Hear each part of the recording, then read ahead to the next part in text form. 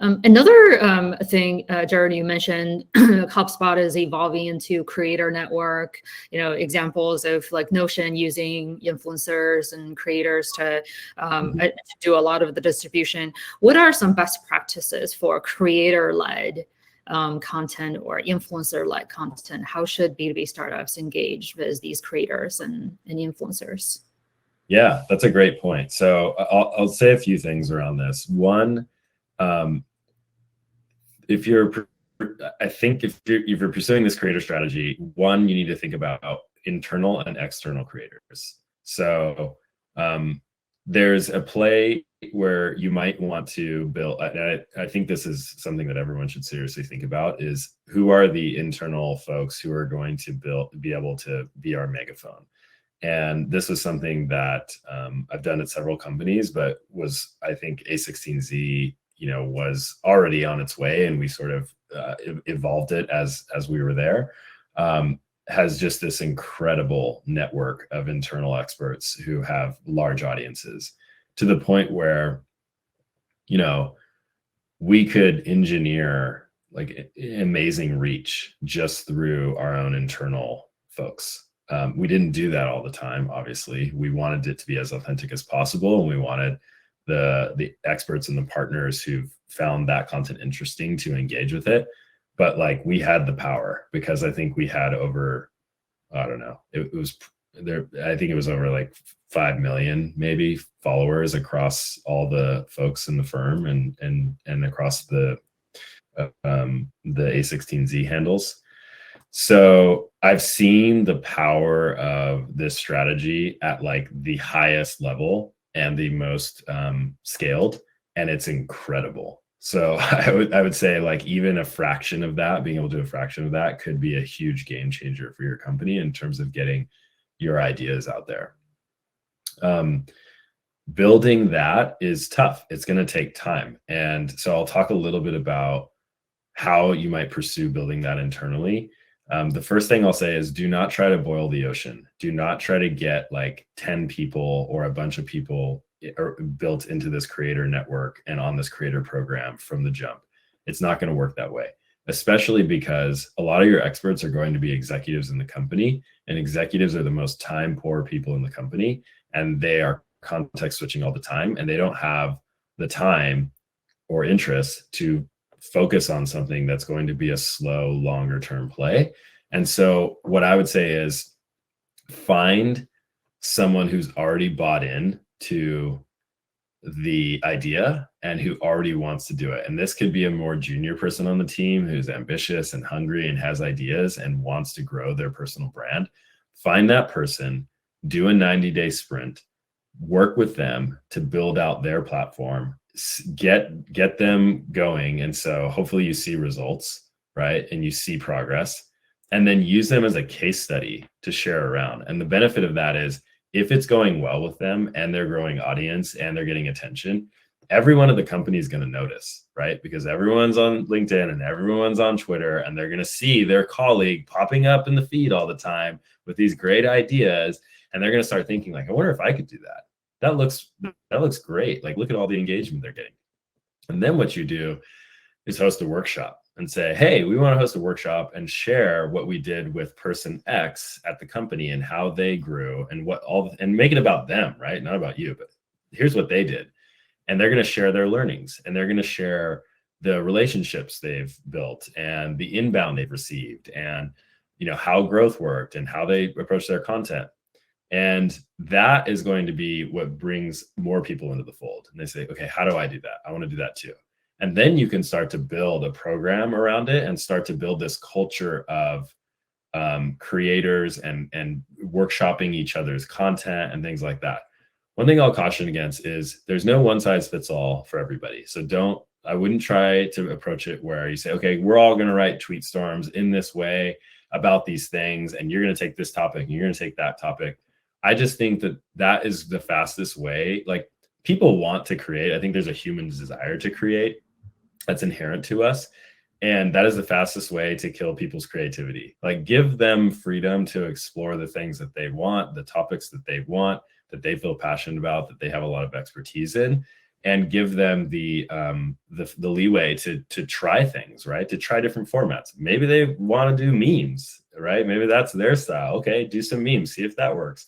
Or maybe they want to do infographics, or maybe they want to do market maps, or they just want to write sort of long form text. Okay, do that. Like, find what works for you. Not everyone has to do things the same way. And I think with that, you can really start to build momentum. So that's like talking about the internal creator network. Let's talk about external creators, because I think this is something that is going to be very, very big coming. So if people remember, like maybe 6 or 7 years ago, maybe 8 years ago, there was a big idea in B2B around buying, and it started in B2C, of course, but around like buying publications and buying like media networks, right? It's like, okay, so we're a software company that, makes go-to-market software, and there's this great online blog about SaaS, and it's dying, or it's like the people don't want to run it anymore. So like, let's buy it. And so that was like an interesting play around like going and buying distribution, right? Buying the thing that people are already at. I think what we're going to see now is people buying creators, right? And I think we've already seen it, but it's going to happen more and more. And that's the wrong way to think about it. It's not that. It's like they're hiring creators. So you're going to see people who maybe they're really, maybe they're have a big audience around like enterprise applications of AI. And they've been solo for a couple of years. They've got a newsletter, they've got a podcast, they've got a very engaged audience, but maybe they're getting tired. Creators get burnt out, by the way. We see this all the time on YouTube and on the consumer side. And I think smart companies are going to go to them and say, hey, come work for us. We will let you do what you're doing. We'll give you a salary so you don't have to worry about all the monetization and advertising. We just want to support you and be a part of it. And, maybe like you can also work on the marketing side or the sales side too, or whatever you want to do. Give them a healthy salary. Like, you're already going to be spending, you might be spending hundreds of thousands of dollars on paid ads anyway. Why don't you hire someone who can be your distribution engine? And by the way, they're not your distribution engine for your product. They are just the audience building part of it. Let them continue building audience. But now the best thing is when they post on LinkedIn and they're posting about the same things, they're not posting about your product, but right by their name, what does it say? It says your company name. And now everyone's seeing your company name everywhere, right? Everyone who's interested in could be interested in those products are seeing your company name everywhere. So I think that's coming. And then I'll talk about partnering with creators who you're not going to hire in-house, but you want to work with them. The same evolution from B2C to B2B. And originally, if people remember back in the original days of influencers, like we'll call it 2012, 2014, Instagram influencers, like when this was really spinning up. The first way that ads started happening was super transactional. It was like, I'm an influencer with 1 million followers, and oh, by the way, like, check out this beauty product, right? And influencers would just slot brands in and say, here's the CPM, and here's how many ad spots you're going to get. And in the beginning, that worked fine because it was a new idea. But consumers get very smart very quickly, and they're like, they don't even have any connection to this product. They don't care about this brand. Like, why am I going to buy it? And then the ads stopped working.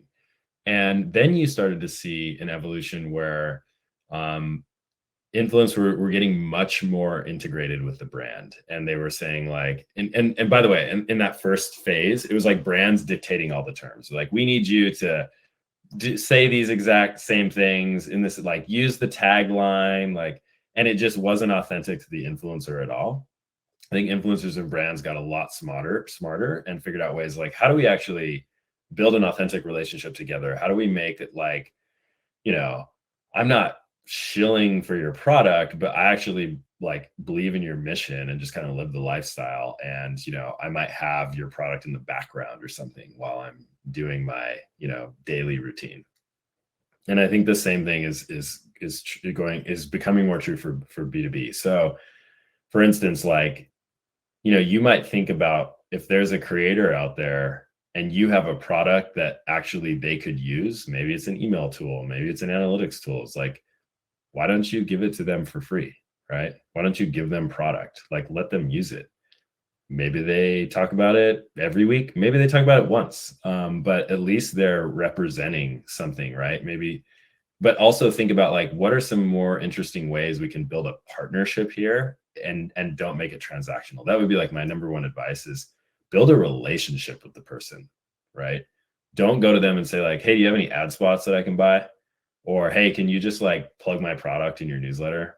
Like you can do that and it's short term and it's, it might help, but I would say think about how you can build a long-term relationship with that person and do things over the long haul. And then the last thing I'll say about this is, I think the other thing we're going to see is advisors, and there's a couple of companies that are doing this already. Maybe people have seen. I won't really name names, but I think it's super smart. Is they're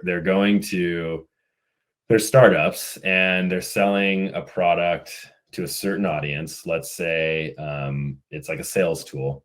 They're going to all the top experts on LinkedIn who are speaking to that audience, and they're making them advisors of the company.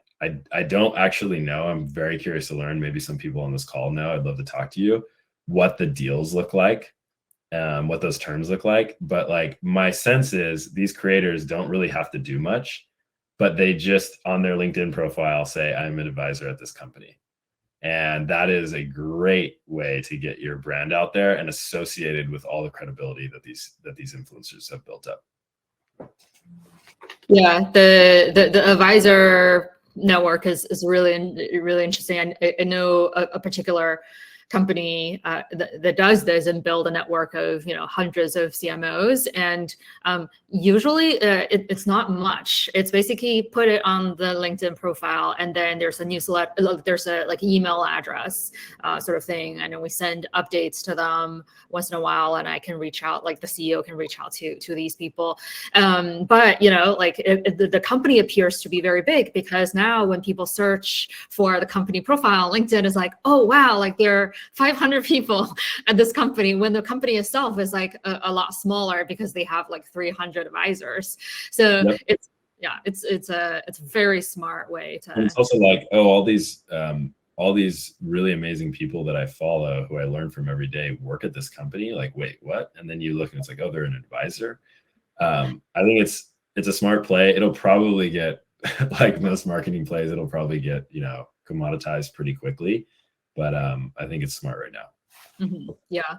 And one thing I think a lot of companies struggle with, the influencer or creators, is like the incentives. You also mentioned that, unlike B2C, where it's very straightforward how many products you sell and here's the commission to it, B2B is people don't want to feel transactional and feel they're like a bot or sell out, right? And the build of the relationship part, besides giving them some shares and to incentivize them, what are some of the ways you've seen companies incentivize or collaborate with these creators? Yeah, I think there's a lot of different approaches here, and it also depends on your space and how kind of the creators operate in it. I can say, like at LinkedIn, for example, it was a much different type of influencer strategy, working with HR experts and consultants in talent acquisition. It wasn't just a pay for play. What they actually wanted was they wanted to have access to like the product team, because they're using these tools every day, right? They wanted to know like what's on the roadmap. They wanted to be able to help shape the roadmap. These are all things that you can consider, and actually, these are the experts in the field, so it's wise to probably take some input from them. The other thing they wanted was access to other practitioners, other experts, and other of like top execs in that field. And so building experiences around them, right? Building community around them is another way to provide value to them that's not necessarily monetary. That's really good point. Access and community. The other piece too, and this, this doesn't work for everybody, but it kind of worked in this one, was we could give them a platform, right? They're always trying to grow their brand. They're the experts. We need content from experts. So how do we actually use our incredible reach to give them a platform and have them featured in our content a lot? Because they're, like anyone, they're trying to build clients and things like that. So yeah, those are some ways you might approach it.